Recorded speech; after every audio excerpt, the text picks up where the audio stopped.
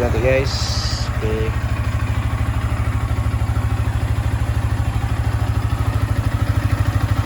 Stock lang ang ating ginagamit guys. Hindi muna ako nagpalit ng mga aftermarket na muffler. So ini-enjoy ko pa yung kanyang stock.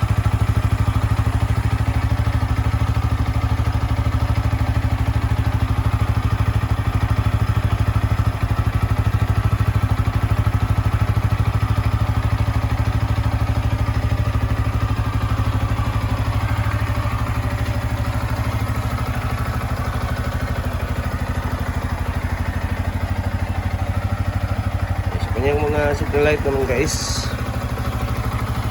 so pinalitan ko yung sa likod ng Classic. So, tingnan natin yung kanyang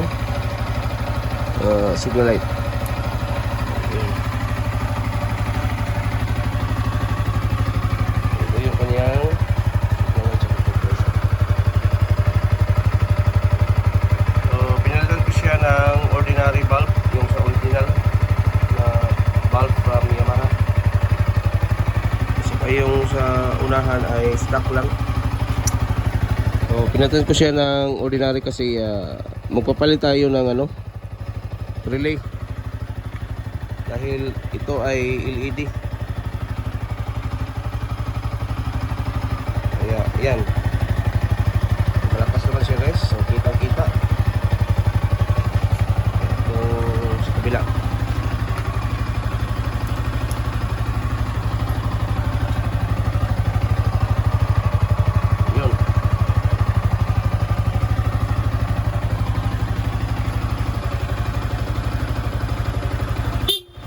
Dito yung kanyang serbato, yung kanyang horn.